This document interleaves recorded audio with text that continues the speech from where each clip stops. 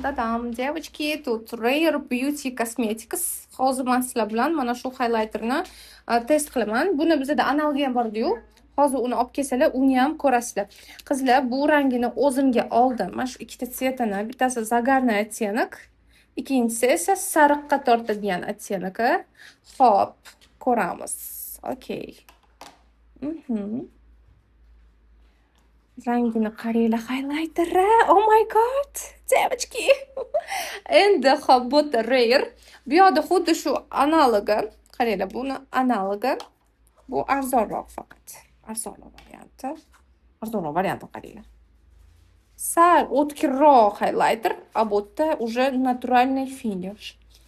Agar o'tkirroq sevadiganlar bo'lsa, mana arzonrog'ini olsanglar bo'ladi. Bo'li analogi.